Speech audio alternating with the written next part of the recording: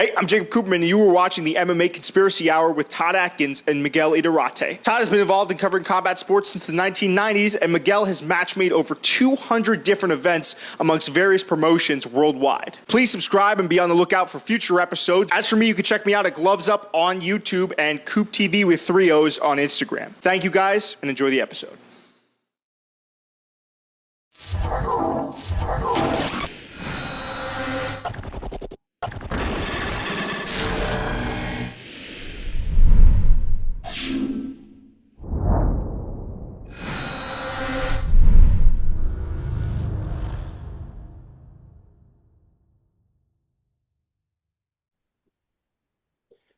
All right, so it's Todd Atkins. I'm here with the two heavy hitters of my channel, I would say, Miguel Iturrate and James Werme, always the most viewed, interested people on my channel. And today we're going to be discussing this recent news of Warner Brothers had sent a rejection letter. They were supposed to merge, I think, with Paramount.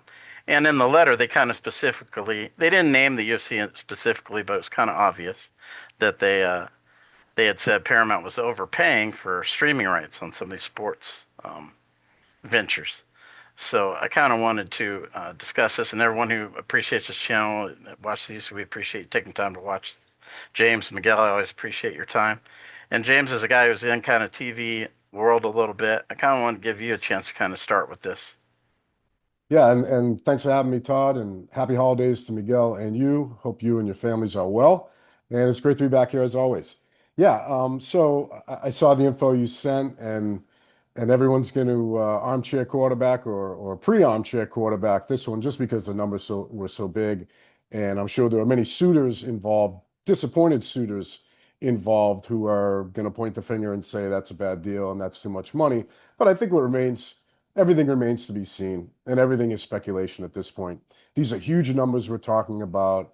It's a huge investment for Paramount Plus. Will it pay off?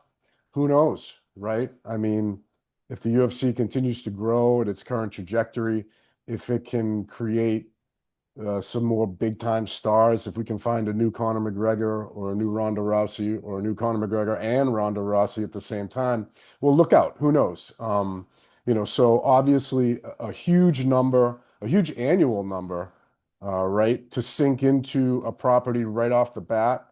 But if you look at it, there's probably no sports property that has grown at a level of increase year after year, probably like the UFC. So is this a good bet? Is it a bad bet?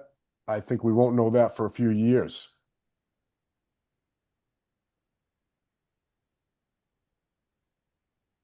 Why do you think Warner Brothers took this position in this rejection letter? Kind of, if you could kind of, maybe with your experience, think about maybe where they're coming from.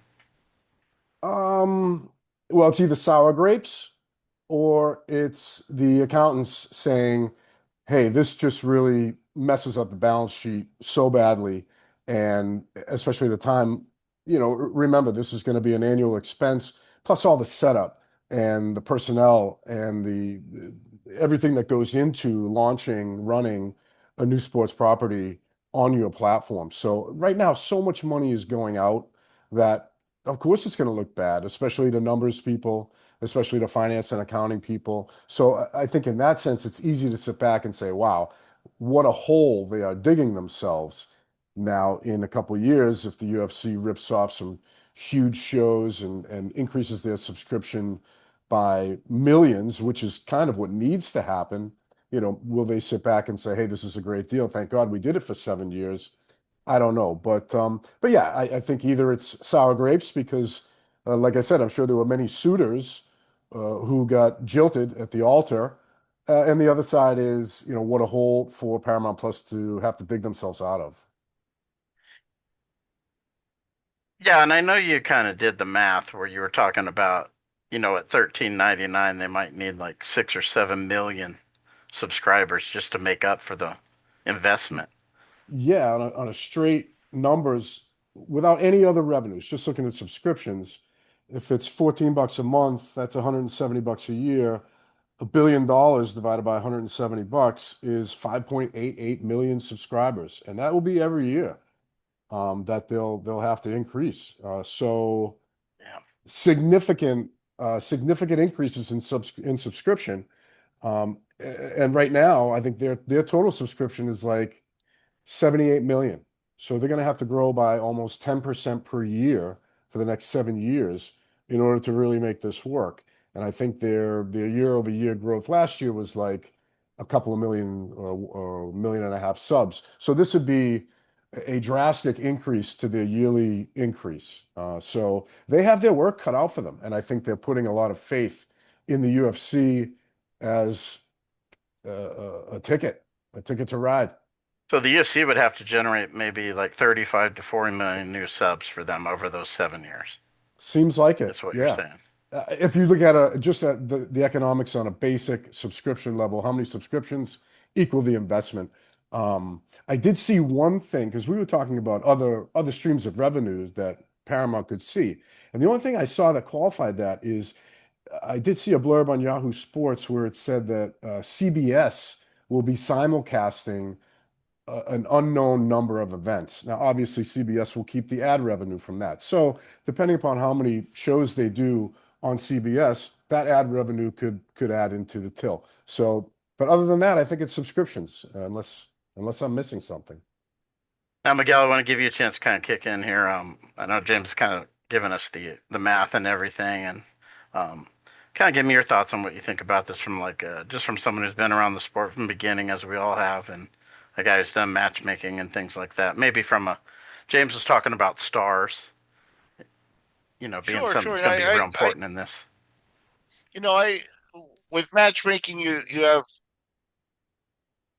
like a peripheral access to, we were on pay-per-view, we had TV deals, we had a few things like that, and so I've heard numbers and it's sort of involved in that, but obviously James is more expert on that. But I have a question.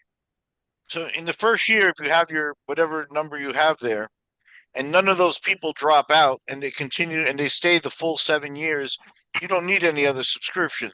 You just need those 7 million as long as they keep their subscription for the 7 year period. You don't need to keep getting 35, 40 million subscribers to come on board. Is that right? Well, I think what James is saying, what they're spending every year, which they're spending 1 billion. Yeah. In Right. order to So, make but up if I, that expenditure so every year, they would need like another X million every year. right, but so if I sign up for the first year is covered, right? Yeah. So Right. if I keep my subscription for the second year, you don't need a single new person.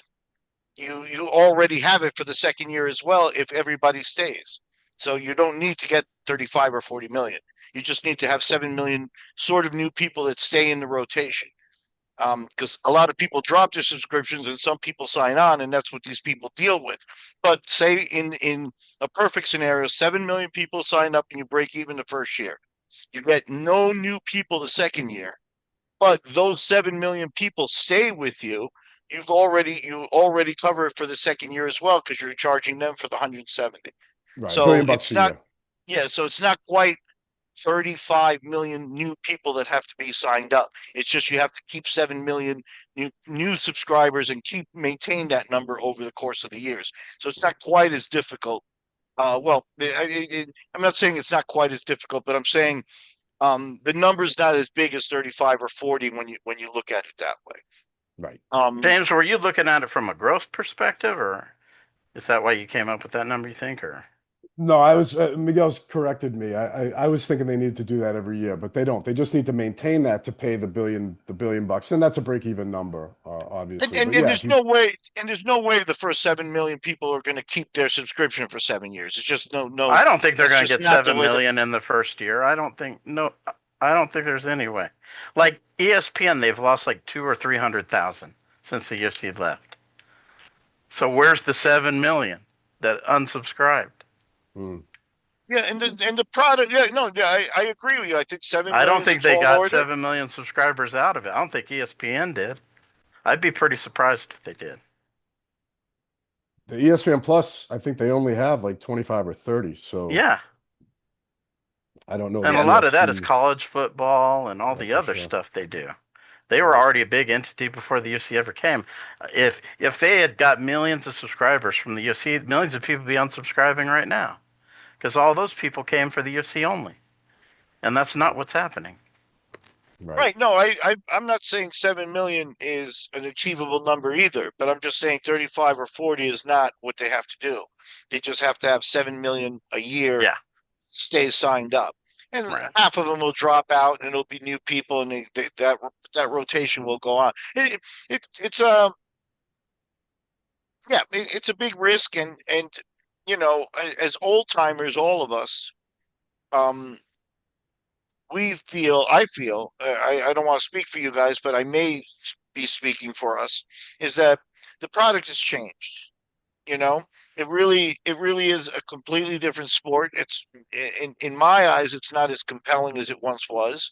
Um, and I think that fatigue could come to people a lot sooner now. So people may tune in, follow up, you know, enjoy like how when since McGregor hasn't fought, how many Irish people are just not watching UFC anymore?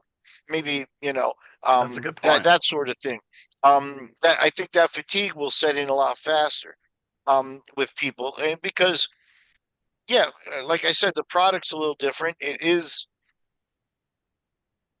at the end of the day kind of an expertise kind of sport where you really have to know something about the techniques or something to really enjoy it and become a fanatic. The casual fan that sees just hey they're fighting and stuff like that. I don't think they have a reason to stay and be like lifelong fans. Um, and yeah, so I feel like yeah, there are a lot of people that have been in like a rotating door that have been in and out of the sport over the last 10 or 15 years. How many people don't watch it because Brock Lesnar doesn't fight anymore? Maybe all those supposed WWE fans that would always be UFC fans.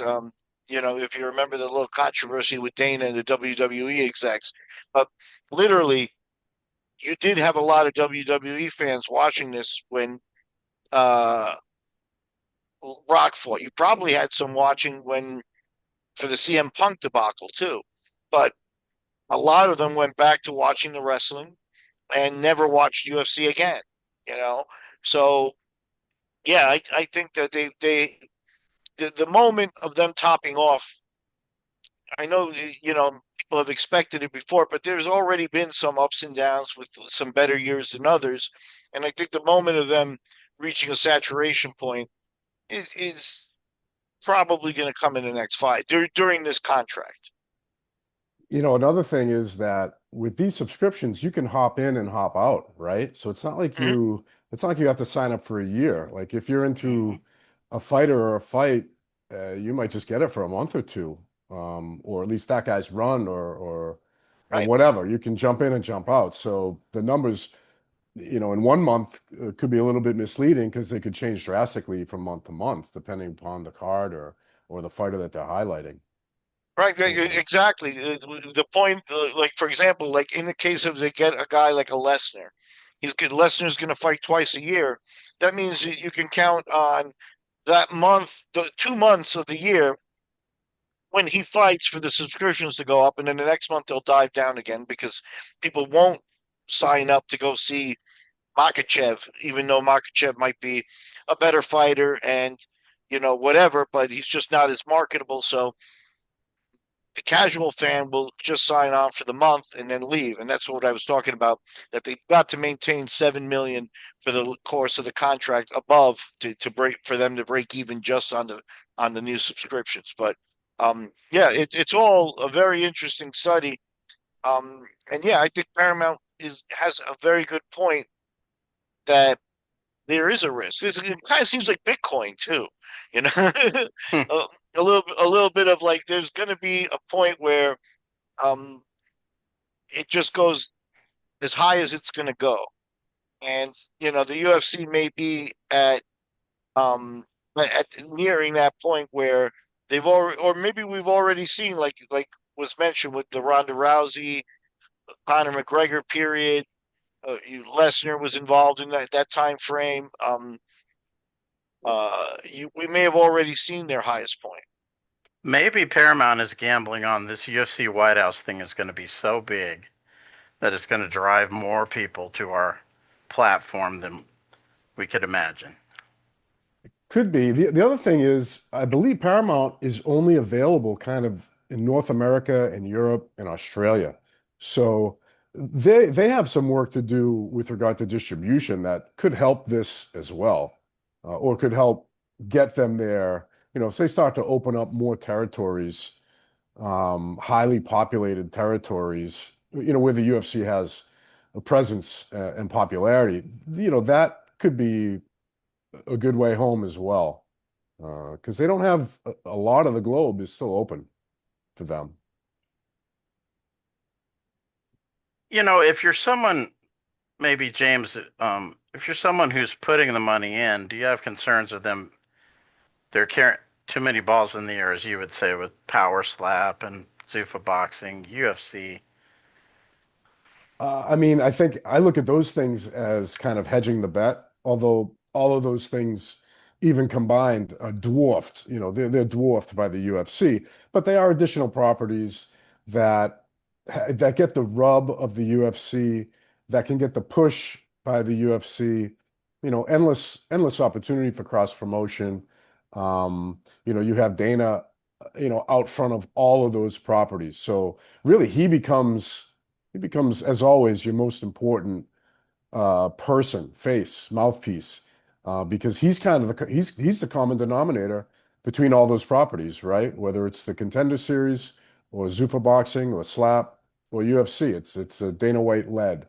So, wow, what a power position that puts him in.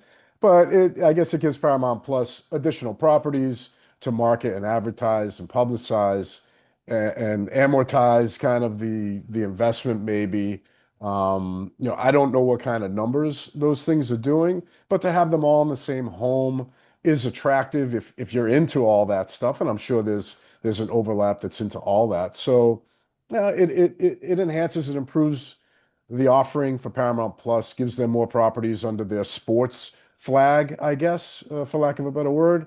So I think it's probably good for them to have that there, have I, those properties there.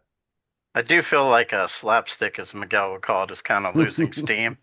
I don't see as much promotion of it on the UFC Dana White social medias as before when it was You, all over it. you probably will now. I'm sure they'll ramp that up. Might as well.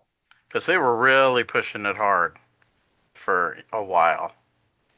Miguel, maybe talk about that since I know you love Power Slap. Slapsticks is it? Well, here's the thing about it is, I mentioned the fatigue that comes with the UFC once you've seen, an X number of fights, and that number is, per individual and stuff. But there does come the point where it's like, all right, it's not as exciting as it once was. And I think Power Slap has a really short shelf life. Like for people, like you could watch it for a couple of months if you really like it, or you see it and you see something like, oh wow, I can't believe it, and you want to spend a couple of months showing some to your friends and be like, having a Power Slap party or whatever. But I think that has a really short shelf life. Like, how much of that can you actually really watch? So I wouldn't be surprised if they let that slip, slowly but surely. James is right about how they um, are diversifying in, other markets and things like that. And Dana is, we've said it many times, Todd. Dana is without a doubt biggest star that's come out of this sport. You know, um, every combined with every single fighter, every single entity, everybody we've ever seen, Dana is the biggest star, and also maybe the wealthiest. You know, um, and then For number two sure. maybe Joe. Number two maybe Joe Rogan. And so it was never anybody who was in the ring that turned into the biggest stars of that the sport created. But yeah, so um, yeah, I'm not you know how I feel about the power slap, and I think that has a short shelf life. I don't think we'll see that on the same channel as the UFC ever or anything like that. And I think they should let it go.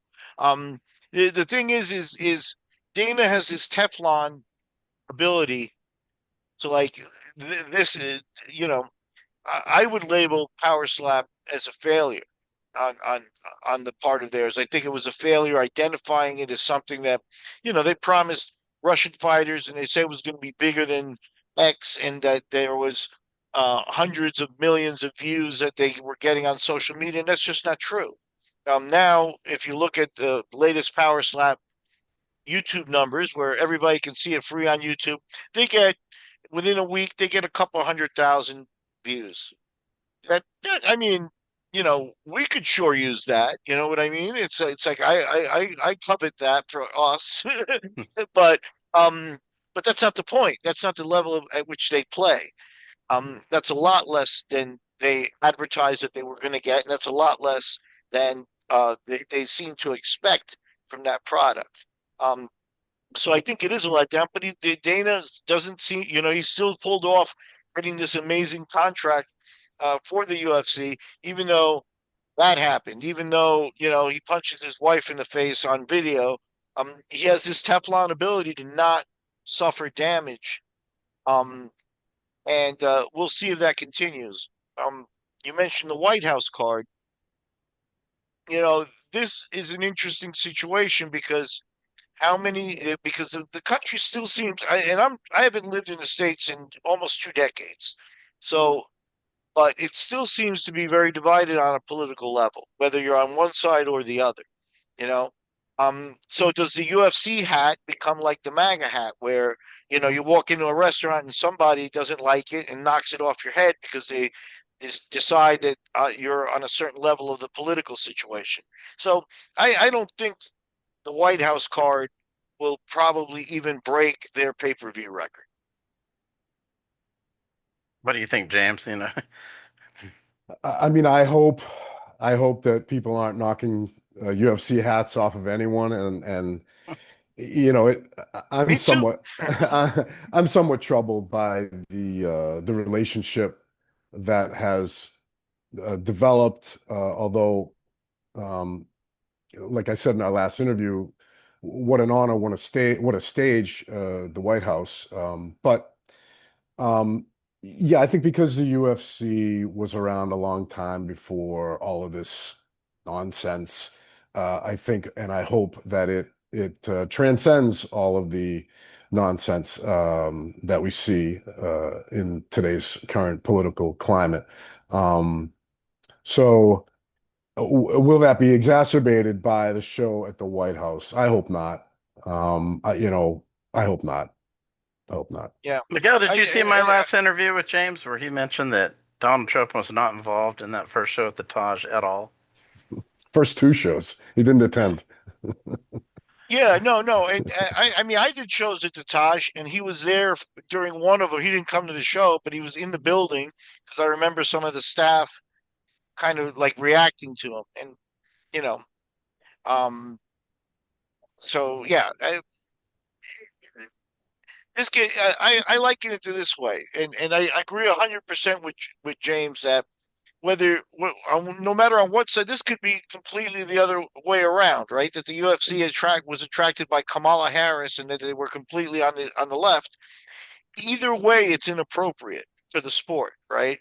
And as it comes down to it, um, it reminds me of when we did our pay-per-view at Bodog, and we had woefully inept management there that was also involved in something that was called Bodog Music, and they told me that they were going to do a halftime presentation and let one of their bands come on um, and do like a 4-song set in the middle of it. And I was like, this is a horrible idea, because if you're doing the correct, this is kind of modern metal type of music. And if you're doing your homework, or you're selling your tickets correctly, you've got rap fans and classical music fans and people who don't like music and all sorts of people in the audience that you're going to turn off with this. And the White House has that same effect of, because of the presence of Trump and because of where it is now, you automatically may turn off, half the country or 45% of the country, or what, however you want to divide up the numbers. And that's not what you want to do when you're the ticket sale person. So, like I said, I'll stand by and invoke the little mystical Miguel name and saying that the White House card will not break their pay-per-view record. James is someone. I wanted to ask you this: someone who's has been involved in the TV side. What concerns would you have on a deal like this? I know you weren't involved, like you said, something of that scope, but I know you're involved in like trying to get pay per view and things like that, and maybe how many pay per views can we get? Like maybe draw on some of that experience to kind of explain what kind of pressure that could be to have to get these numbers that you're talking about. I mean, it all comes down to creating stars, making fights that everyone wants to see, promoting those fights and fighters properly and as vastly as possible, getting them out in every area of media available within the UFC and the Paramount machine. Yeah, you've got to have fighters that everyone wants to see or fights that everyone wants to see. And if you're a fight promotion, part of your job is to create stars. And I would say they have never been under more pressure to create stars in order to justify this deal and set up the next one, right? I mean, I know this is a 7-year deal and that's a long time, but in 4 or 5 years they need to start thinking about what are we doing next and how much are we going to get for it and how are we going to justify that price.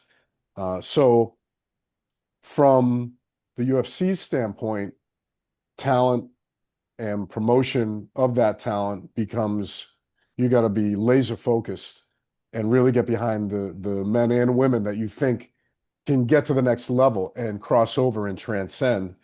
And from Paramount's standpoint, they have to be able to capitalize immediately on that. Right? With all these shows, we've talked about the fact that when you're doing all these shows, it's difficult to get build and momentum. So you've really got to, if you have that lightning in a bottle, you've got to capture it and you've got to exploit it. Like I said, the pressure on the UFC to find these stars, create these stars, put on great fights, pressure on Paramount to really market these fighters across as many platforms and as many forms of media as possible so that you're attracting eyeballs, which leads to subscriptions, which leads to you making your money back. But these are hefty numbers. And, I don't know if the UFC's current roster has the type of stars that can really move the needle. You guys would probably know that better than I. I would agree. I think we're kind of seeing some of that already with the Paddy Pimblett, Justin Gaethje, you know, uh, interim title fight. Um, Instead of giving it to, like Armin Sarukian, who's probably more deserving, get a title shot, or it just seems like that's kind of the way they're going. They've also cut some guys who have some really good records because they're more wrestle heavy, so they've kind of done that recently. Where people are like, why they cut this guy? He's like 7-1, 8-1, you know. So I think we're already starting to see that effect a little bit. Um, Miguel, Yeah, maybe talk yeah, about that a little bit. yeah. I look at the roster now, and I think obviously John Jones is at the end of his career. And Jones made a lot of money, and he's carried the flag. But was he ever as big a draw or as big an attraction as Lesnar? I I would say probably not. Not to get that crossover audience. Um, Connor had that effect, but at the end of the day, Connor's probably done. I seen, that he obviously wants to be on the White House card, and that might be the motivation he wants to clean up a little bit and make one last attempt. But um, that may have the effect, like we talked before the show, of being like, uh, Kiss on tour. You know what I mean? It's like they're 100 years old at this point. Um, And Connor's going to be 100, but can Connor capture the magic he had 5, 7 years ago? That's not easy. A lot of people, oh, okay, Connor's finally or whatever, but it's not going to be the same level of excitement. Um, And yeah, I think honestly it's interesting. Patty is probably the most marketable guy they have right now if the guy keeps winning. Maybe I'm missing somebody, but Patty seems to be that guy. And at the same time, Patty has come along in his professionalism a little bit. You know, he's no longer the Conor McGregor type of imitator when he was coming up with the UFC, where he was just a loudmouth. I mean, he still has turns a good line and does a good interview, but he's become a lot more professional. You can see that in the Gaethje interviews where he's been very respectful of Gaethje, and you know that's not the kind of thing that they use to sell tickets. So yeah, I don't. And you go deeper into the roster, you see the guys on the contender series and things like that where they come up. There doesn't seem to be, you know, a crossover star anymore. Like that period may have died, where you have the ability to do that. So yeah, that makes it just more difficult to keep, you know, people interested in the sport. So I think the drive-by fans, you know, some people like, you know, if you're, you know, Russian, you're going to watch the fights with Chimaev and Makachev and things like that, and then you may not watch the other pay-per-views. You're gonna watch a pay-per-view headlined by O'Malley or you know, some of the other guys they have. In the case of Russia, they have a lot of Russians. You know, Peter Yan, blah blah blah. So the Russian audience will stay there, but 5 years from now, when some of those guys fade and are out, you may see an exodus of Russian fans if they are not recycled and have new Russian names, or there may be an exodus even if you have new Russian names because of the fatigue I talked about. It's just going to be another Russian who wrestles with a little sambo and is very aggressive, very fit, and very focused on the sport, and kind of their stories have already been told, right? So, and that's what happened with the American. You know, the failure to me was in just the whole structure of the UFC. So like the champions from you know, the previous generation of champions, very few of them are still involved in training people, and very few of them bring, like, you know, a team of guys, like they're young guys, and it's like, okay, they come from this pedigree. Most of them are retired doing other things. The fighters that excited us 10 or 15 years ago maybe have a gym and stuff like that, and maybe have a fight team that does some local fights and things, but nobody really, except for maybe, you know, American Top Team, Javier Mendez, uh, Greg Jackson, some of those guys, factory type of places still have a high pedigree of fighters, but it's become that. It's become the factory type of places. You don't get surprises anymore. And I think that's one of the failures of the sport in on the American side, and why the Americans can't really, in general, the American athlete is no longer competing against the really top Russian guys and some of the guys from other areas. You Yeah, know, UFC only has one American champion. That's Kayla Harrison. Zero male champions. A couple of things interesting, just building off what Miguel said. First thing is when you talk about the crossover, the promoter in me thinks immediately we need crossover guys. If a guy like Brock Lesnar moves the needle, if a pro football player that wants to get into MMA moves the needle, who's going to move the needle, right? Is it the crossover person that moves the needle if our guys, our current roster isn't doing it? Second thing is interesting point that Miguel mentioned about the pedigree and the gyms. You know, in my day, the best guys were being trained by the best guys, right? It was a Militich camp or Lions Den or Frank and Maurice or you know whoever it was. You were Hammer House. always Hammer House. Yeah. You were usually the guys coming up had champions or ex-champs in their corner, and I think that brought a lot to the table. Interesting that you had mentioned, Miguel, that no longer exists, and I think that's kind of sad. That was yeah, really, that was one of the cool things. That was one of the fun things, is you know Frank Shamrock showing up with Crazy Bob, or you know Coleman Yeah, showing up with Randleman, or you go, or any of those yeah. guys, all those guys. You go down From the that, list. PD and Jerry, we're like young boys, Yeah, Guy and Jerry out of the Lions Den. I mean, Pat, I think Miletich had, you could go through, you had Jens and you had the Hughes brothers and you had Sylvia and you had, Jeremy and, the list goes on and they all trained and together. that camp had a professional manager that many people rail against, but Monty was always working for his clients, and Absolutely. therefore some of those guys, so what's broken here, and the real core reason that this has not taken off is the fact that we're watching videos on YouTube of, how Dana White has to be taken out of a casino by Joe Rogan because he's lost $5 million in an hour. You know, Dana White is the richest person out of the sport. The money's not trickling down to the fighters. A lot of guys are fighting now. It's still at 10-10. A loss means you got $10,000 for the fight. If you're, say, Frank Mir, and you're training a guy and he comes to the UFC and he gets 10-10 and he happens to lose his first fight 10-10, taxes, he's got 6-6. How much does Frank? It's not even worth Frank Mir's time to Right. train a guy if he's going to make $2,000 every, or $1,000 percentage money off of that. So with the money not trickling down all the way through, that's what didn't support this, is because Dana has to go and gamble $75,000 a blackjack hand. Um, it's one of the big problems of the finances of the sport.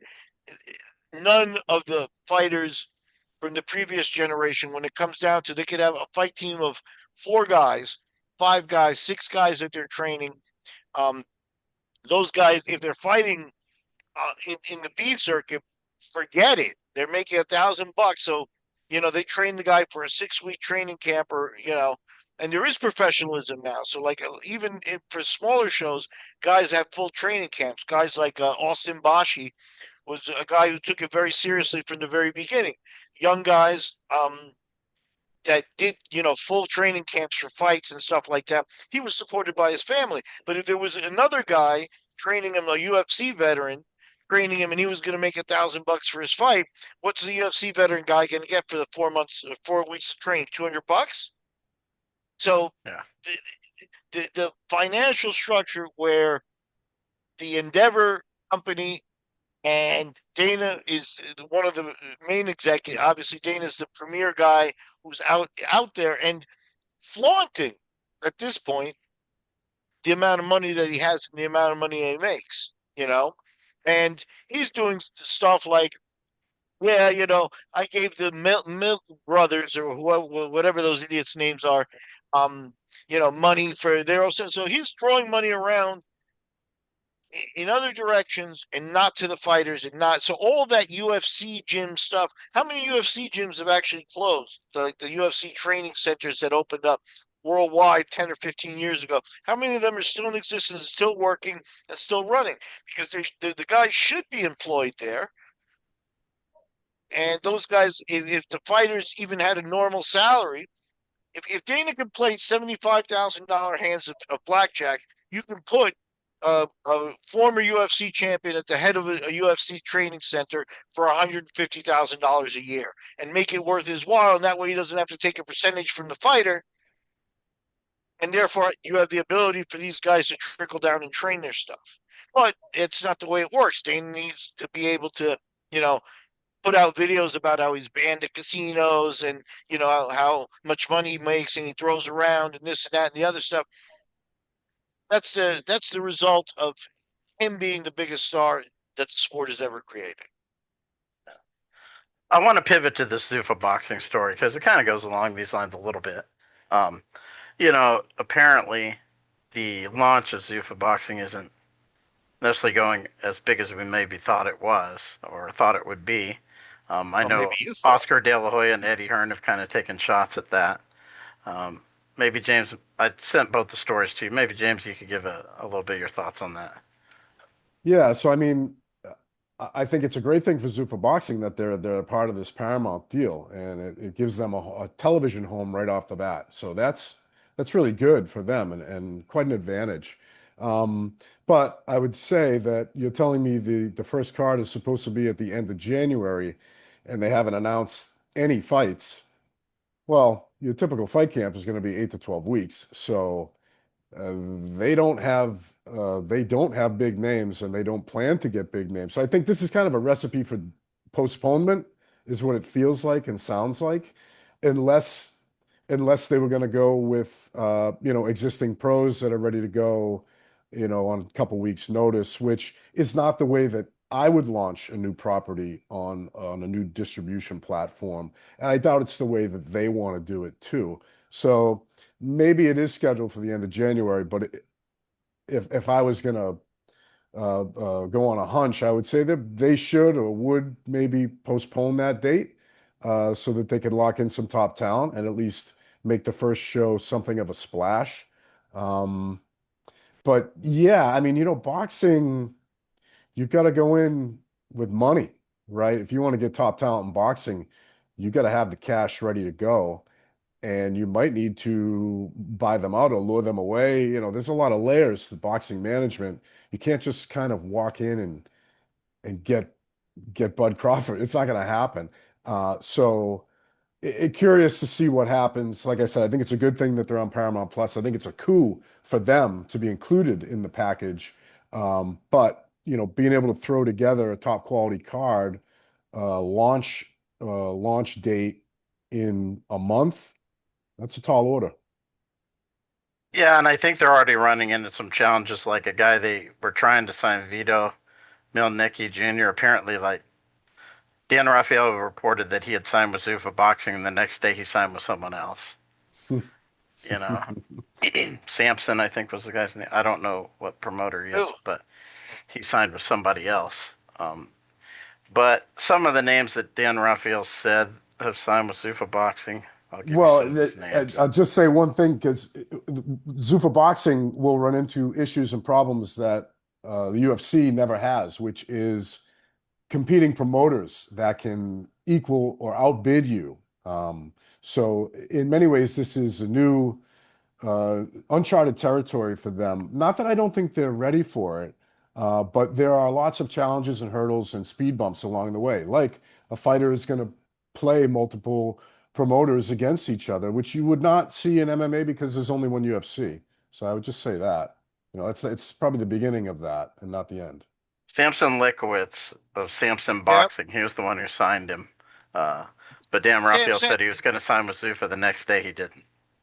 yeah, Samson's been around boxing for decades, and that's the one thing, and we alluded to it in a previous podcast, but to repeat a little bit, um, when Dana and the Fertitas came into the UFC, they came in with a monetary advantage over everybody. At some point, some guys, including myself and Bodog, we had money and maybe equal money at some point. I don't know if the Bodog company was dedicated enough to spend the money the way the Fertitas did. So more power to them. But it was easy for them to, squash King of the Cage and, hook and shoot and, companies that were just kind of run on passion without a lot of funds and stuff. Um, uh, that's not what it is. So the formula that they used of coming in and just being overbearing and destroying all the competition isn't really going to work in boxing because you've got 9-figure companies that are sitting there. Samson might not be a name that's known to a lot of people, but at some point, one of the top 3 pound for pound boxers in the world was a guy named Sergio Martinez out of Argentina. Samson owned him. Sam, if you look at the list of people that Samson owned over the years, I'm from Costa Rica. We had a top 10. I think he was a super bantamweight named Chiquito. Samson owned him. Samson owned Hannah Gabriels. Hannah Gabriels was one of the top women boxers and had a world championship. Um, and that's what he does. So now what we're talking about, Sergio was a frontline A-class fighter. The other folks are not totally frontline A-class like that. So you're talking about actually the B guys that beat the top, the second layer, or A minus people and things like that, are also owned by big companies and big entities. If you wanted to take a fighter away from Samson Lekowitz, good luck. You're talking about another Bob Arum type, a lawyer and a guy who's hardened and been in the business for a long time. And that's what you're facing there. If you want to do a card like we've been talking about, where you're just going to sign like the people available and stuff like that, then there's nobody in boxing who's not signed to one of the big companies who's not damaged goods. I And think that's who not Dan what Raphael said is looks like former WBA 140-pound titleist Jose Valenzuela, 147-pound titleist Radzab Butayev, Justin Valoria, Erickson Garcia. I don't know who most of these guys are. You know. Yeah, I mean, that's one of the problems with boxing with the alphabet soups is, yeah, you've had a lot of guys who have drive-bys and held a world championship a little bit, but it never made their name be a household name or an international star. And they're probably very good boxers, but you're talking about 140 and 147-pound guys. Those guys are all wiped out because of Terence Crawford. You had that's the guy that was a transcendental fighter of the era. So anybody in those weight classes is going to be a blip and forgotten. Maybe some of them might be unsigned, but you can't put together a major card the way they've been promised. Dana's been talking about making a huge splash in boxing for a long, long time, and the formula he used to do that with the UFC and in MMA is not available to him in boxing. Eddie Hearn has said it. I'm ready to compete with them. He's ready to compete with them. He has a roster. He has Katie Taylor. He has Anthony Joshua. He's got XXX, and these number of people signed already. What does that mean? They're not available to Dana. And the idea of buying them out would mean that Eddie Hearn would have to say, sure, I'll take money in order, and you can have the guy, but for business reasons, even if it was an exorbitant amount of money, if you want to fight, you just don't sell.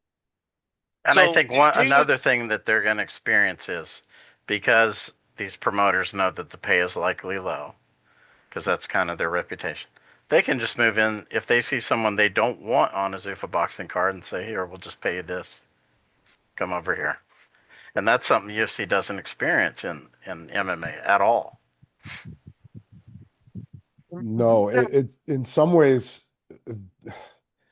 if they really want to apply the MMA model, they've got to do a ton of shows and start from scratch and hope that some of those guys coming up become stars. But it ain't going to happen. You know, you're talking about years of investment and exposure. So I think it works, but it doesn't work on day one. And it's not quite exactly, even then it's not the same way it worked with MMA, because in MMA you had an X factor of, we don't know where the guys are going to come from because it's kind of a new sport. But now if you're a 10-year-old who's an amateur boxer, you're spied just like you are in the NBA. I went to high school with a guy who was a third overall pick in the NBA many years ago. When he and I was a sophomore when he was a freshman. When I was a freshman, we were told our team will have a guy who's going to be in the NBA, and this guy was 12 years old. And lo and behold, he turned into a third round pick. These guys know, and boxing is the same way. You had, we talked about it one time already. Katie Taylor and Shakur Stevenson and that class were all signed by Bob Arum at the Olympics because they all came up through an amateur program. So those guys are all spied out, and they already have people reaching for them and making offers and stuff. And if you think that, Dana's underpaying is going to work there, and just because, you'll be on TV and stuff like that, that's the kind of talk that worked in MMA that isn't going to work in boxing, because you've got legitimate people who are going to be there to make an offer. And probably, as much as Dana likes to think that he's an expert and he knows everything, probably I would count on Samson, Eddie Hearn, Oscar, as much as he hates Oscar. Um, and Bob is just about done. But I would say that their scouting and their talent assessment is going to be probably sharper 60% of the time than Dana's. That's being generous to Dana. And they aren't So juggling power slap and all these other things either. They're And just they have tunnel they have vision a on boxing. and they have a machine that's been doing it for decades. I was going to say maybe the only shortcut you could get to acquisition of talent is the Olympics. But those guys, everyone's lined up for those Olympians, especially if they medal.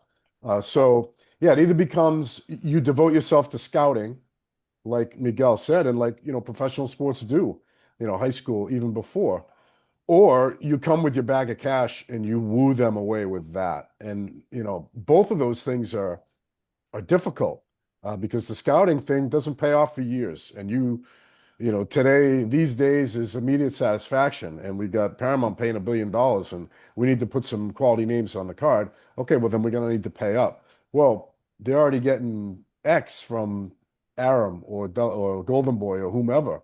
So it's a tough scene. The Zuffa and Dana are successful enough to know what it takes. But it's hard. This is hard stuff, busting into boxing like that. Really hard. and we've mentioned the other promoters.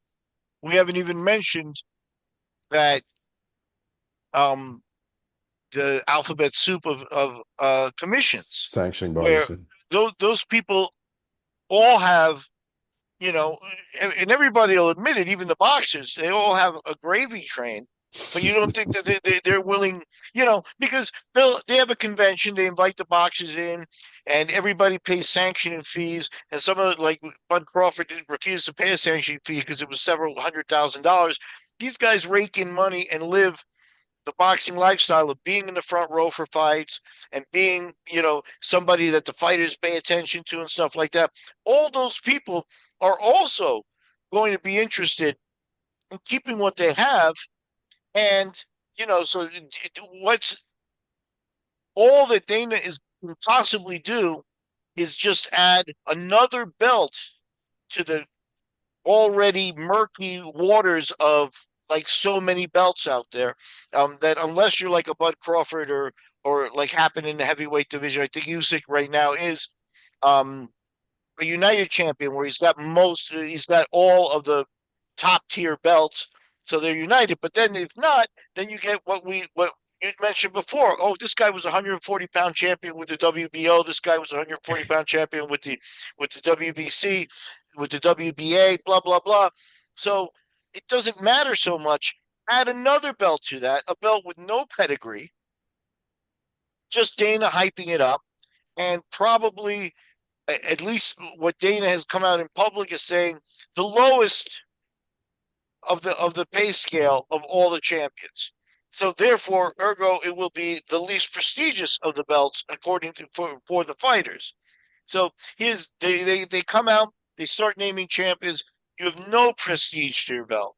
So yeah, this may finally be the obvious sign that of a Dana failure, that people start to register. Oh, he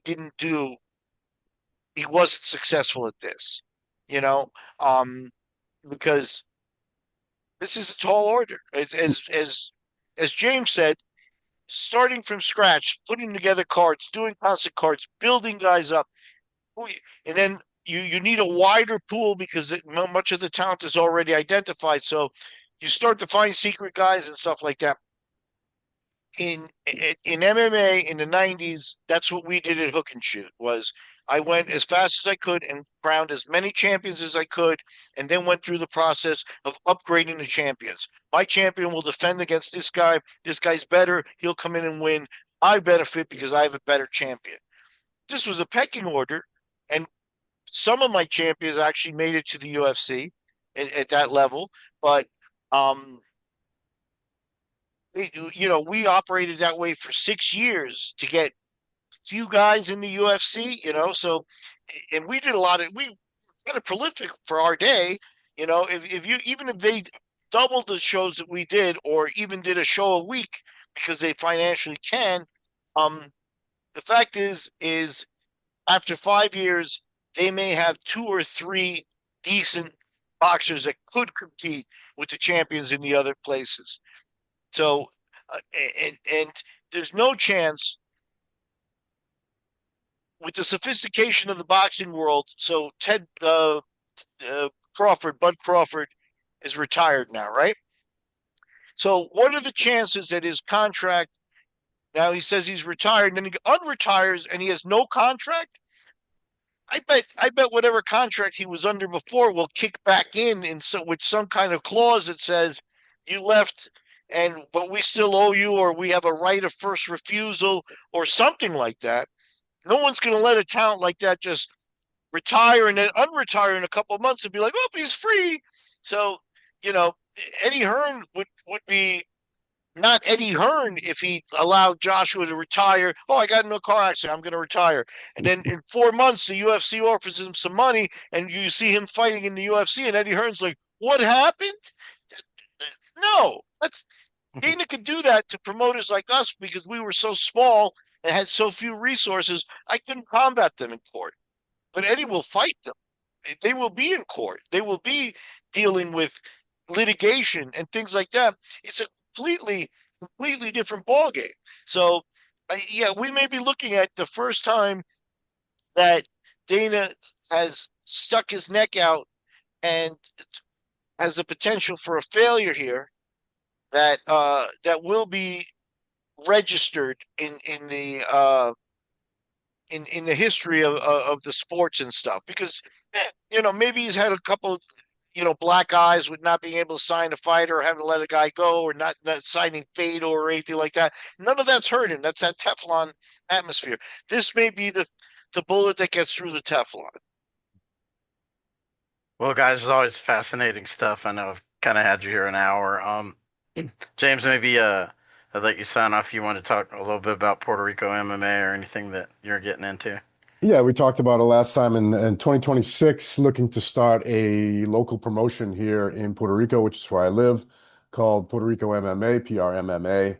Um, uh, Feature talent here from the island, as well as U.S. Fighters, men's and women. Establish it primarily as a viable live event. There is no recurring quality MMA promotion here on the island. It is an island of sports fans. It is an island of fight fans, and there's just no live MMA. And the UFC is very popular here.